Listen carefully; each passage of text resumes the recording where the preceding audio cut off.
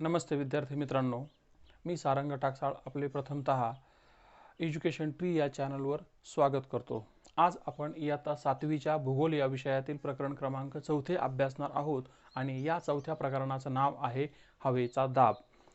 हे प्रकरण सुरू करण्या अगोदर आपण याच इयत्ता 7वी मधील सामान्य विज्ञान या विषयातील प्रकरण क्रमांक 3 जे आहे नैसर्गिक संसाधनाचे गुणधर्म या प्रकरणामध्ये एक प्रयोग जो आहे पान नंबर 16 वर आपण अभ्यासलेला आहे आणि या प्रयोगाचं नाव होतं हवेला वस्तुमान असते। आणि यामध्ये आपण पाहिलं होतं की एक जो फुगा आहे या फुग्यामध्ये हवा भरल्यानंतर तो जर आपण थोडासा वर आकाशामध्ये किंवा हवेमध्ये फेकला तर काही वेळानंतर तो खाली येतो, परंतु खाली येताना जो भाग जास्त फुगलेला आहे तो जो आहे तो भाग अगोदर खाली आल्याचं आपल्याला पाहायला मिळतं। तर यावरून आपल्याला काय समजतं की हवेला वस्तुमान असते आणि ज्या ठिकाणी जास्त हवा भरलेली आहे त्या ठिकाणी जास्त वस्तुमान आहे हे आपल्याला या ठिकाणी पाहायला मिळालेलं आहे। आणि आता याच्यानंतर आपल्याला या प्रकरणामध्ये या हवेच्या वजनासंदर्भात आणि हवेच्या या वजनामुळे कशा पद्धतीने पृथ्वीवर दाब निर्माण होतो हे आपल्याला इथे पाहायचं आहे।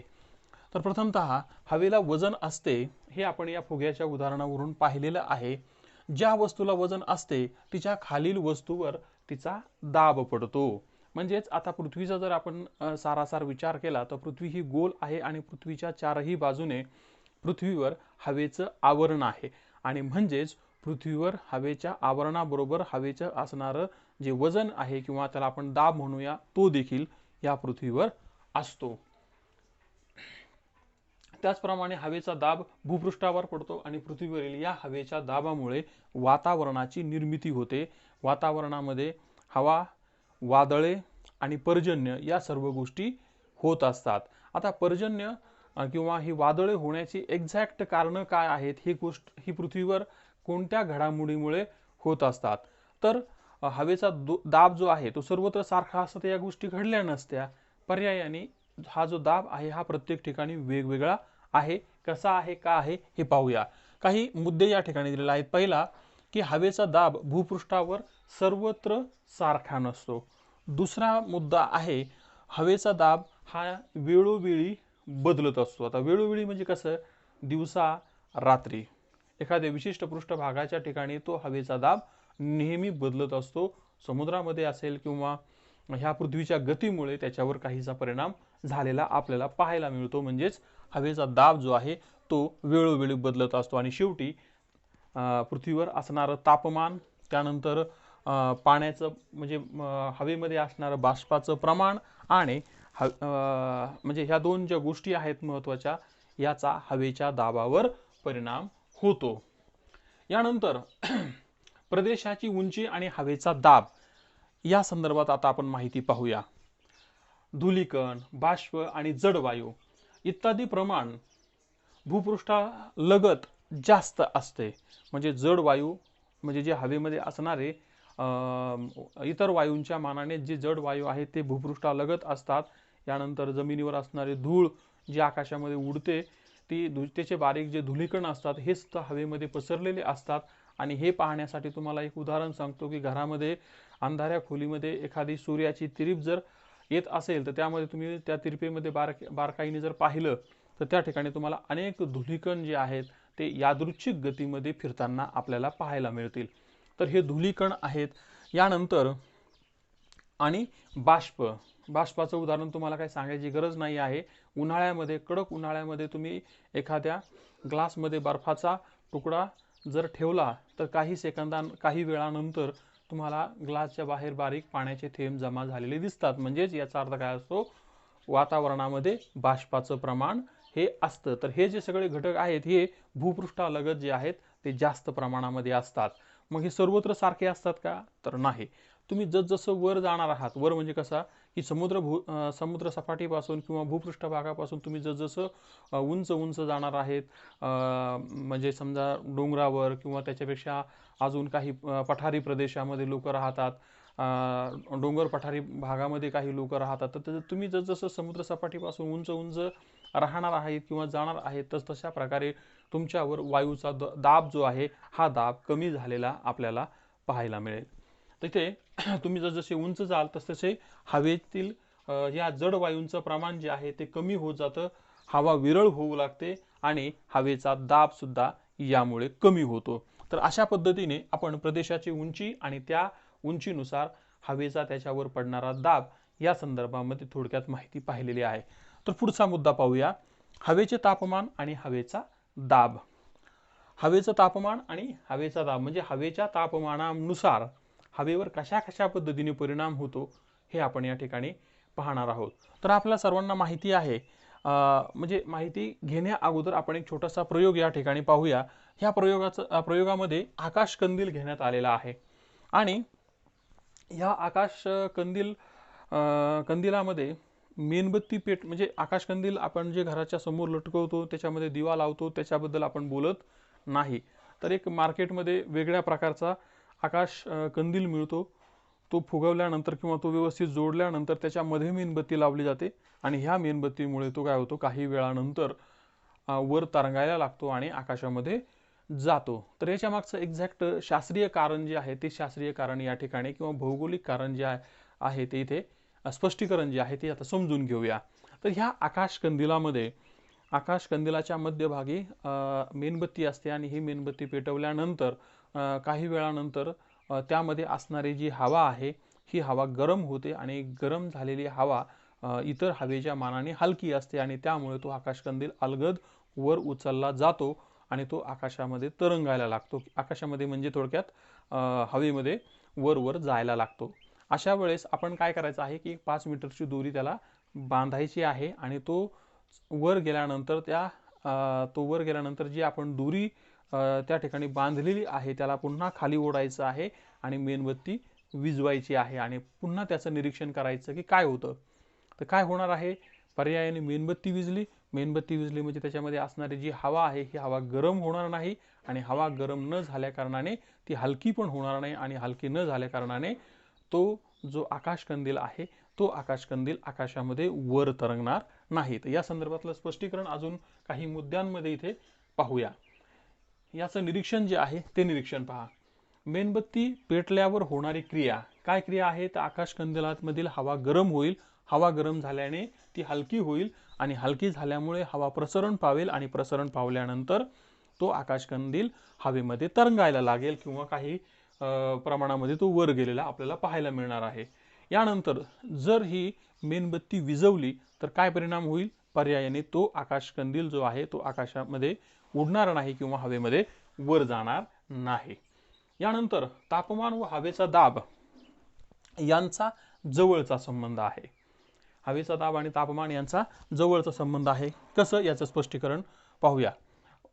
समुद्र म्हणजे पृथ्वीवर पडणारी जी सूर्यप्रकाश आहे, सूर्यप्रकाशामुळे पडणारी जी उष्णता आहे, ह्या उष्णतेचा परिणाम काय होतो की हवा तापली जाते आणि जास्त तापमानामुळे हवेचा दाब जो आहे तो दाब पर्यायाने कमी होतो. कसा कमी होतो, तर हवा प्रसरण पावते, विरळ होते, वर जाते, हलकी होते आणि दाब पर्यायाने कमी होतो. तर म्हणजेच ज्या वेळेला सूर्यकिरण जे आहे ते जास्त तेजस्वी असतील म्हणजे विषुववृत्तीय प्रदेशामध्ये आणि त्या ठिकाणी असणाऱ्या हवेवर त्याचा अशा पद्धतीने परिणाम होतो की हवा काय होते, तापली जाते, ती वर उठते म्हणजे वर जाते, हलकी होते आणि प्रसरण पावल्यामुळे हलकी होते आणि त्याच्या जागी दुसरी हवा येते. तर तुम्ही उन्हाळ्यामध्ये थोडंसं निरीक्षण जर केलं तर तुम्हाला लक्षात येईल की वारे म्हणजे वेगाचे वारे आहेत किंवा वावधनं आहेत किंवा वादळे आहेत, ह्या सगळ्या गोष्टी ज्या आहेत त्या उन्हाळ्यामध्ये आपल्याला जास्त झालेल्या पाहायला मिळतात.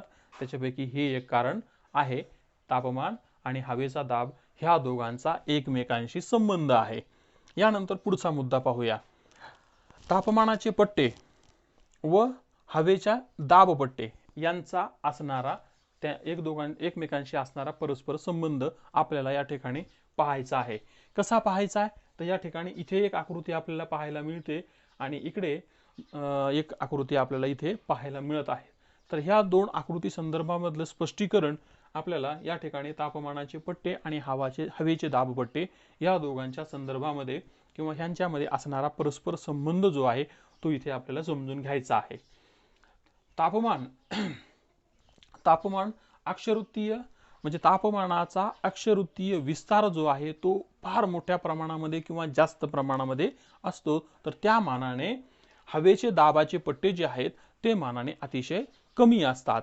कसे कमी असतात, तर या ठिकाणी ही जी 2 नंबरची आकृती आहे, या 2 नंबरच्या आकृतीमध्ये पहा, इथे उपध्रुवीय कमी दाबाचे वायुदाबाचे पट्टे, यानंतर मध्य अक्षवृत्तीय जास्त दाबाचे वायुदाबाचे पट्टे, यानंतर विषुववृत्तीय कमी दाब पट्टा, यानंतर मध्य अक्षवृत्तीय जास्त दाब पट्टा, यानंतर उपध्रुवीय जास्त दाब पट्टा आणि शेवटी ध्रुवीय जास्त दाब पट्टा. अशा प्रकारचे हे जे पट्टे पाहिले जर तुम्ही, तर हे छोटे छोटे छोटे छोटे आपल्याला सर्व ठिकाणी पाहायला मिळतात.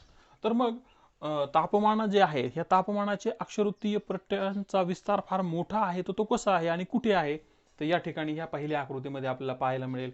या ठिकाणी ही जी मधली रेषा गेलेली आहे 0 अंशाची, ती विषुववृत्तीय रेषा आहे. त्यानंतर 23.5 अंश दक्षिण गोलार्धामध्ये आणि दक्षिण गोलार्धामध्ये आणि उत्तर गोलार्धामध्ये असणारे हे दोन्ही ज्या रेषा आहेत, ह्या कोणत्या कोणत्या आहेत, तर खालच्या बाजूने ही कर्करेषा, वरच्या बाजूने कर्करेषा आहे आणि खालच्या बाजूने दक्षिण गोलार्धामध्ये मकरवृत्त आहे, कर्कवृत्त आणि मकरवृत्त आहे आणि यांच्यामधून गेलेलं विषुववृत्त आहे. तर यांच्यामध्ये पहा, इथं उष्णकटिबंधीय, त्यानंतर समशीतोष्ण कटिबंधीय, समशीतोष्ण कटिबंधीय आणि शीत कटिबंधीय प्रदेश जो आहे, हे सगळे तापमानाचे पट्टे आहे आणि यांच्यामधलं अंतर पहा 0 अंश ते 23.5 अंश, 23.5 अंश अक्षवृत्तापासून तर 66 अंश अक्षवृत्त आणि त्यानंतर 90 अंश अक्षवृत्तापर्यंत यांचा विस्तार जो आहे तो दोन्ही बाजूने दक्षिण गोलार्ध आणि उत्तर गोलार्धामध्ये पाहायला मिळतो. म्हणजे तापमानाच्या विस्तारांचे, म्हणजे तापमानाचे जे पट्टे आहेत हे मोठे विस्तार स्वरूपामध्ये पृथ्वीवर आहेत आणि त्या मानाने हवेचे पट्टे मात्र हे थोडे कमी स्वरूपाचे आपल्याला पाहायला मिळतात. आणि ते कसे आहेत, 10-10 अंशाचे, म्हणजे विषुववृत्तापासून दक्षिणेला आणि उत्तरेला 5-5 अंश अक्षवृत्त जो आहे त्याचा विस्तार आपल्याला इथे पाहायला मिळतो. समशीतोष्ण हवेच्या दाबपट्ट्यांचा अक्षवृत्तीय विस्तार हा मर्यादित असतो. समशीतोष्ण पट्टा कुठे आहे, 23.5 अंश ते 66.5 अंश यांच्या दरम्यान दक्षिण आणि उत्तर गोलार्धामध्ये हा पट्टा आहे, तो समशीतोष्ण पट्टा आहे. आणि ह्या समशीतोष्ण पट्ट्याचा जो दाब आहे, अक्षवृत्तीय विस्तार हा समशीतोष्ण पट्ट्यामध्ये, ह्या दोन्ही समशीतोष्ण पट्ट्यामध्ये असणाऱ्या मध्य अक्षवृत्तीय जास्त दाबाचे पट्टे, मध्य अक्षवृत्तीय जास्त दाबाचे पट्टे हे 10 अंश अक्षवृत्त एवढेच असतात. यानंतर पुढचा मुद्दा आपण समजून घेऊया. तापमानाच्या असमान वितरणाचा, म्हणजे पृथ्वीवर पडणारं तापमान हे पृथ्वीवर सर्व ठिकाणी समान पडत नाही. अक्षवृत्ताच्या परिसरामध्ये, म्हणजे जवळजवळ कर्कवृत्त ते मकरवृत्त यांच्या दरम्यान पडणारा हा सूर्यप्रकाश जो आहे तो लंबरूप पडला जातो, किंवा की प्रकाश किरण सरळ रेषेमध्ये पडले जातात. आणि त्यापासून उत्तर, म्हणजे या ठिकाणी मकरवृत्तापासून किंवा कर्कवृत्तापासून तर ध्रुवापर्यंत हे जे किरण आहेत, प्रकाश किरण, ही तिरप्या स्वरूपामध्ये पडली जातात. आणि यामुळे सूर्यप्रकाश जे आहेत, हे सूर्यप्रकाश सरळ, किंवा सूर्यप्रकाश आणि उष्णता जी आहे ती संपूर्ण पृथ्वीवर समप्रमाणामध्ये पडलेली आपल्याला, किंवा त्याचा विस्तार झालेला आपल्याला पाहायला मिळत नाही. तर तापमानाच्या असमान वितरणाचा परिणाम हवेच्या दाबावर होतो. आपण पाहिलं की ज्या ठिकाणी तापमान जास्त असेल त्या ठिकाणी हवेचा दाब कमी असेल, आणि ज्या ठिकाणी तापमान कमी असेल त्या ठिकाणी हवेचा दाब हा जास्त असणार आहे. त्यामुळे पृथ्वीवर विषुववृत्तापासून दोन्ही ध्रुवांच्या दरम्यान क्षितिज समांतर दिशेने हवेचे कमी जास्त दाबाचे पट्टे तयार होतात. तापमान कमी जास्त आहे आणि त्याचा परिणाम काय होतो, हवेवर सुद्धा होतो, आणि म्हणून त्या ठिकाणी हवेचे दाबांचे पट्टे सुद्धा कमी जास्त प्रमाणामध्ये झालेले आपल्याला पाहायला मिळतात. आणि ह्या दोन्ही आकृतीमध्ये याचं स्पष्टीकरण आपल्याला इथे दिसतंय. इथे आपण काय करूया, उत्तर गोलार्धाकडे पाहूया. उत्तर गोलार्ध आणि दक्षिण गोलार्ध दोन्ही बाजूने समान पट्टे आहेत. उष्णकटिबंधीय, समशीतोष्ण कटिबंधीय आणि शीत कटिबंधीय. उत्तर गोलार्धामध्ये उष्णकटिबंधीय विषुववृत्तापासून तर मकरवृत्तापर्यंत समशीतोष्ण पट्टे आणि शीत पट्टे. तर अशा प्रकारचे हे तापमानाची पट्टे आहेत. आणि ह्या तापमानामुळे निर्माण होणाऱ्या हवेच्या पट्ट्यांसंदर्भात या ठिकाणी माहिती दिलेली आहे। तर हवेचे जे दाबपट्टे आहेत हे थोडे असतात, ते 10 अंशाच्या आसपासच असतात, 10 अंश अक्षवृत्ताच्या आसपास असतात। याच्यामध्ये विषुववृत्तीय कमी दाब पट्टा, मध्य अक्षवृत्तीय जास्त दाब पट्टा, उपध्रुवीय कमी दाब पट्टा आणि ध्रुवावर जास्त दाब पट्टा, हवेचा दाब पट्टा, या संदर्भातली माहिती आता आपण दोन्ही आकृती संदर्भात पाहिलेली आहे। तर आता आपण काय करूया, पुढच्या या ठिकाणी काही प्रश्न आपल्यासाठी त्यांनी दिलेले आहेत या दोन्ही आकृती संदर्भामध्ये, आणि हे प्रश्न पाहूया आणि या संदर्भातली उत्तरं सुद्धा समजून घेऊया। तर या ठिकाणी आपल्याला पहिला प्रश्न त्यांनी विचारलेला आहे की उष्णकटिबंधीय प्रदेशांमध्ये कोणता दाबपट्टा प्रामुख्याने आढळतो। आता उष्णकटिबंधीय कुठे आहे, तर इथे पहा, उष्णकटिबंधीय या ठिकाणी 23.5 अंश उत्तर गोलार्ध ते 23.5 अंश दक्षिण गोलार्ध, म्हणजे विषुववृत्तापासून दक्षिण आणि उत्तर 23.5 अंशापर्यंत संपूर्ण उष्णकटिबंधीय आहे। आणि ह्या उष्णकटिबंधीयामध्ये जास्त प्रश्न काय आहे की कोणता दाबपट्टा आपल्याला प्रामुख्याने पाहायला मिळतो। तो विषुववृत्तीय या दाबपट्ट्यामध्ये 23.5 अंशावर हा जो आहे विषुववृत्तीय कमी दाबपट्टा आपल्याला पाहायला मिळतो। पुढचा प्रश्न त्यांनी आपल्याला विचारलेला आहे, पुढचा प्रश्न आहे की ध्रुवीय वाऱ्यांची निर्मिती कोणत्या दाबपट्ट्यांशी निगडित आहे व कोणत्या कटिबंधामध्ये येतात। तर ध्रुवीय वारे उपध्रुवीय कमी दाबपट्ट्यामध्ये येतात आणि शीतकटिबंधीय प्रदेशामध्ये येतात। या ठिकाणी हा शीतकटिबंधीय प्रदेश आहे, हा शीतकटिबंधीय प्रदेश आहे, आणि या ठिकाणी उपध्रुवीय कमी वायुदाबपट्टे आपल्याला पाहायला मिळतात। तर दुसऱ्या प्रश्नाचं उत्तर काय आहे, हे ध्रुवीय वारे आहे आणि उपध्रुवीय कमी दाबपट्टा, आणि हे शीतकटिबंधामध्ये येणारे आहेत। याच्यानंतर पुढचा प्रश्न, उष्णकटिबंधीय प्रदेशातील हवेचा दाब कमी असण्याचे कारण काय आहे। या ठिकाणी हा प्रश्न समजून घेऊया। उष्णकटिबंधीय प्रदेशामध्ये हवेचा दाब कमी असण्याचे कारण, या ठिकाणी हवेचा दाब कमी का आहे उष्णकटिबंधीय प्रदेशामध्ये, इथं उष्णकटिबंधीय, इथं उष्णकटिबंधीय 23.5 दक्षिण आणि उत्तर अंशांच्या मध्ये असणाऱ्या पृथ्वीच्या भागामध्ये उष्णकटिबंधीय आहे, आणि या ठिकाणी हवेचा दाब का कमी आहे, कारण इथे त्याचं उत्तर आहे हवा उष्णतेमुळे हवा प्रसरण पावते, प्रसरण पावल्यानंतर ती हवा हलकी होते, हलकी झाल्यानंतर ती वर जाते आणि वर गेल्यानंतर या ठिकाणी कमी दाबाचा पट्टा निर्माण होतो, अशा प्रकारे याचं उत्तर आहे। आणि अजून एक प्रश्न आहे, समशीतोष्ण कटिबंधापासून वाहणारे वारे कोणत्या दाबपट्ट्याशी संबंधित आहेत। समशीतोष्ण कटिबंधाचे वारे हे मध्य अक्षवृत्तीय जास्त दाब पट्टा यांच्याशी संबंधित आहे। मध्य अक्षवृत्तीय जास्त दाब पट्टा काय म्हटलेलं आहे, समशीतोष्ण कटिबंधीय, हे जे समशीतोष्ण कटिबंधीय आहे 23.5 अंशापासून ते 66.5 अंशापर्यंत, तर या ठिकाणी समशीतोष्ण कटिबंधामध्ये यांचा समावेश होतो, कारण इथं 23.5 आणि हे 25 अंशापासून इकडे आहेत। तर मग हे मध्य अक्षवृत्तीय जास्त दाबांचे पट्टे आणि या ठिकाणी पश्चिमी वाऱ्यांची निर्मिती होते। याच्या वरच्या बाजूला म्हणजे ह्या इथे आणि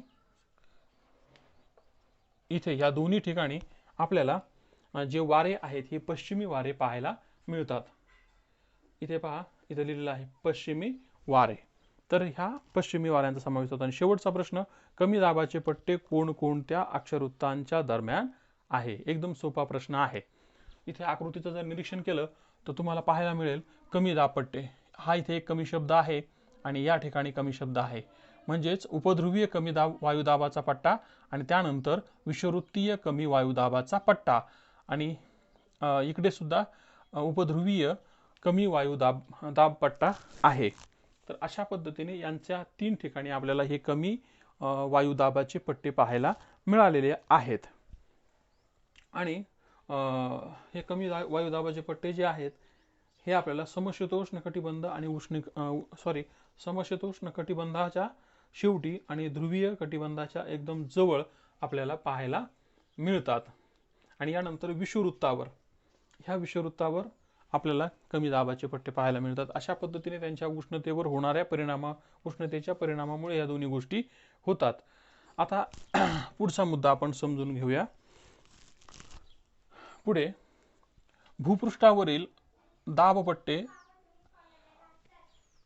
सूर्याची उष्णता म्हणजे भूपृष्ठावरील जे दाबपट्टे आहेत हे कशामुळे निर्माण होतात तर सूर्याच्या उष्णतेमुळे निर्माण होतात आणि असमान विषुववृत्तापासून दक्षिण आणि उत्तर असमान सूर्याची उष्णता सर्व ठिकाणी असमान असल्या कारणाने विषुववृत्तापासून दक्षिण आणि उत्तर ध्रुवाकडे तापमान वितरण जे आहे ते असमान असते आणि त्यामुळे तापमानाचे वेगवेगळे पट्टे जे आहेत ते निर्माण होत असतात. मुद्दा परत एकदा समजून घ्या. पृष्ठभागावर म्हणजे जमिनीवर किंवा भूपृष्ठभागावर दाबपट्टे ही वेगवेगळे आहेत. कमी दाबपट्टे अधिक दाबपट्टे आहेत. याचं कारण काय आहे सूर्याची उष्णता. आपण पाहिलं की पृथ्वीच्या गोलापर्यंत म्हणजे पृथ्वीपर्यंत सूर्याची उष्णता सर्व ठिकाणी समप्रमाणामध्ये पोहोचत नाही तर विषुववृत्तीय प्रदेशामध्ये ती जास्त प्रमाणामध्ये मिळते आणि ध्रुवीय प्रदेशामध्ये तिरपी किरण जाऊन त्या ठिकाणी उष्णता त्या मानाने कमी मिळते आणि असमान वितरण झाल्या कारणाने म्हणजे असमान वेगवेगळ्या अक्षवृत्तांपर्यंत विषुववृत्तांपर्यंत हे उष्णता जी आहे ती कमी अधिक प्रमाणामध्ये पोहोचल्यामुळे दक्षिण आणि उत्तर गोलार्धामध्ये त्यामुळे वेगवेगळ्या तापमानाचे हवेचे तापमानाचे आणि दाबपट्ट्यांचे प्रमाण हे वेगवेगळे असते. यानंतर विषुववृत्तीय कमी दाबाचा पट्टा पृथ्वीवर फक्त कर्कवृत्त आणि मकरवृत्त या दोघांच्याच दरम्यान असतात. विषुववृत्तीय कमी दाबाचे पट्टे पृथ्वीवर फक्त कर्कवृत्त आणि मकरवृत्त यांच्या दरम्यान असतात कारण त्या ठिकाणी प्रकाश किरण ही सरळ पडलेली असतात. विषुववृत्त आणि मकरवृत्त या दोघांच्या म्हणजे हे सूर्याच्या समोर असल्या कारणाने या ठिकाणी सरळ प्रकाश किरण येतात आणि त्यामुळे या ठिकाणी जास्त प्रमाणामध्ये उष्णता पडलेली आपल्याला पाहायला मिळते. म्हणजे सूर्याचे प्रकाश किरण या ठिकाणी लंबरूप पडतात आणि लंबरूप पडल्यामुळे त्या ठिकाणी तापमान हे जास्त असतं आणि तापमान जास्त असल्यामुळे त्या ठिकाणी असणारी जी हवा आहे ही हवा तापली जाते, हलकी होते, आकाशाकडे जाते आणि त्या ठिकाणी ही क्रिया जी आहे ती सतत घडत असते आणि ही क्रिया सतत घडल्यानंतर या ठिकाणी शून्य म्हणजेच विषुववृत्तापासून 5 अंश उत्तरेकडे आणि विषुववृत्तापासून 5 अंश दक्षिण